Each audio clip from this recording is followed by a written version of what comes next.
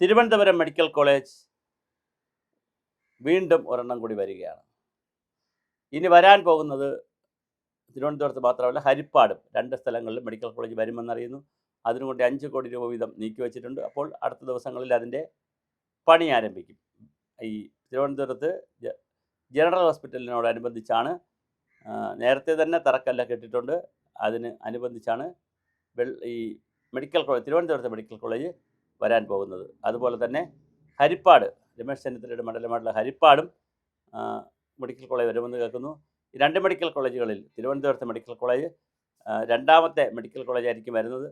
ഒരു കാര്യം വളരെ പ്രധാനമാണ്, മെഡിക്കൽ കോളേജ് വന്നാൽ, ഇപ്പോൾ തിരുവനന്തപുരത്താണെങ്കിൽ ജൽ ഹോസ്പിറ്റലുമായി ബന്ധപ്പെടുത്തിയിട്ടാണ് ഇത് കേൾക്കുന്നത്. അങ്ങനെ വരുമ്പോൾ ഒരു 10ഓ 15ഓ നിലകളുള്ള ഒരു multi speciality, super speciality hospital പോലെ തുടങ്ങുക. അതിൻ്റെ താഴത്തെ നിലകൾ റെസിഡൻസ് അസോസിയേഷൻ അത് അങ്ങനെ കൊടുക്കുന്ന പരിപാടികളുമായി ബന്ധപ്പെടുത്തി 15 നിലയുള്ള ഒരു മെഡിക്കൽ കോളേജാണ് വരേണ്ടത്. അത് വന്നാൽ അതിൻ്റെ സെല്ലാറിൽ ഏറ്റവും താഴെ ബോട്ടത്തിൽ അല്ലെങ്കിൽ ഭൂഗർഭേറയായിട്ട് ഈ പാർക്കിംഗ് ഫെസിലിറ്റി കൊടുക്കാൻ പറ്റും. അതുപോലെ തന്നെ അന്നദാനം അവിടെ ഉള്ള പരിപാടികളുണ്ട്. വാഷ്റൂമുകൾ വളരെ മനോഹരമായിട്ട് വേണം. ലാബുകൾ, എക്സ്റേ എടുക്കുന്ന സംവിധാനം, സ്കാനിങ് സംവിധാനം, CT സ്കാൻ, MRI സ്കാൻ സംവിധാനം, ഫാർമസി, പിന്നെ ഡോക്ടേഴ്സിനുള്ള താമസ സൗകര്യം, ഹാളുകൾ, പിന്നെ അതുപോലെ തന്നെ ക്ലാസ് റൂമുകൾ, അങ്ങനെ വളരെ വലിയ സന്നാഹം ആവശ്യമുണ്ട്. അതിൻ്റെ ഭാഗമായി ഡെൻ്റൽ കോളേജ് വേണ്ടിവരും, അതിൻ്റെ ഭാഗമായി നഴ്സിംഗ് കോളേജ് വേണ്ടിവരും. കാരണം ഇതെല്ലാം ഉണ്ടെങ്കിലേ മെഡിക്കൽ കോളേജ് അനുവദിക്കാൻ പറ്റുള്ളൂ. ജൽ മെഡിസിൻ്റെയും സകല ബ്രാഞ്ചുകളുടെയും ഒരു കൂട്ടായ്മയാണ് മെഡിക്കൽ കോളേജ്. അപ്പോൾ അതിനൊക്കെ ഉള്ള എല്ലാ സ്ഥല സൗകര്യങ്ങളും കണ്ടെത്തി തിരുവനന്തപുരത്ത് മനോഹരമായ ഒരു മെഡിക്കൽ കോളേജ് വരാനുള്ള എല്ലാ സാധ്യതയും കാണുന്നുണ്ട്. അത് ബഡ്ജറ്റിൽ പ്രഖ്യാപിച്ചു. പണ്ട് കാലത്ത് നേരത്തെ ഉണ്ടായിരുന്ന ഉമ്മൻചാണ്ടി ഗവൺമെൻറ് കാലത്ത് തന്നെ തിരുവനന്തപുരം മെഡിക്കൽ കോളേജിന് വേണ്ടി ഒരു തറക്കല്ലിട്ടിട്ടുണ്ട് എന്നാണ് കേൾക്കുന്നത്. എന്തായാലും 15 നിലകളുള്ള അത്യാധുനിക സംവിധാനങ്ങളുള്ള ഒരു നില ഭൂമിക്കടിയിലേക്കുള്ള, അത് പാർക്കിംഗ് പോലുള്ള ഫെസിലിറ്റീസിന് പ്രയോജനപ്പെടുത്താൻ കഴിയുന്ന വളരെ മനോഹരമായിട്ടുള്ള ഒരു മെഡിക്കൽ കോളേജ് തിരുവനന്തപുരത്ത് വരുന്നത് കേൾക്കുന്നു. അതിൻ്റെ പ്രാരംഭ പ്രവർത്തനങ്ങൾ ആരംഭിച്ചു കഴിഞ്ഞു. ഈ പറഞ്ഞ പോലെ പ്രോജക്റ്റ് വച്ചിട്ടുണ്ട്, നേരത്തെ തറക്കല്ലിട്ടിട്ടുണ്ട്. അപ്പോൾ ഒരു പ്രാവശ്യം ഇത് ആരംഭിക്കാൻ തീരുമാനിച്ച് ഒഴിവാക്കിയതാണ്.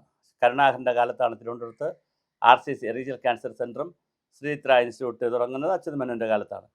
അതേസമയം കരുണാകരൻ്റെ കാലത്താണ് ഈ പറഞ്ഞ പിന്നെ നമ്മുടെ RCC റീജിയണൽ ക്യാൻസർ സെൻറ്റർ തുടങ്ങുന്നത്.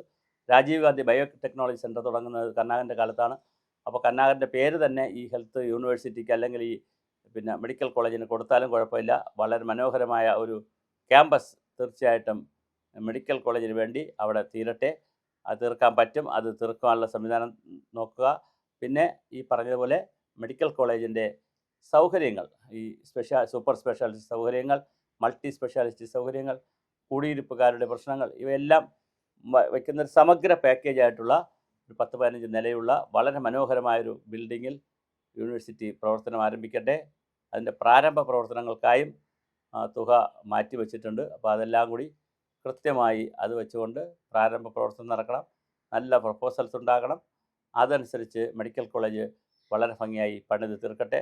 തിരുവനന്തപുരം ഒരു മെഡിക്കൽ കോളേജിൽ വരുമ്പോൾ സ്വാഭാവികമായിട്ട് ഇപ്പോൾ ഉള്ളതിനേക്കാൾ കുറച്ചുകൂടി തിരക്ക് ഇപ്പോൾ ഉള്ള മെഡിക്കൽ കോളേജിൽ കുറയ്ക്കുവാനും ആ ജനങ്ങൾക്ക് കൂടുതൽ നല്ല ചികിത്സ കൊടുക്കുവാനും അത്യാധുനിക ചികിത്സാ സമ്പ്രദായങ്ങൾ ഒരുക്കിയാൽ ഏവർക്കും അപ്രോച്ച് ചെയ്യാൻ പറ്റുന്ന രീതിയിലുള്ള, മന്ത്രിമാർ ഉൾപ്പെടെയുള്ളവർക്ക് അപ്രോച്ച് ചെയ്യാൻ പറ്റുന്ന മനോഹരമായ ഒരു മെഡിക്കൽ കോളേജായി ജൽ ഹോസ്പിറ്റലിലെ സംവിധാനത്തെ ഉയർത്തുവാൻ കഴിയട്ടെ.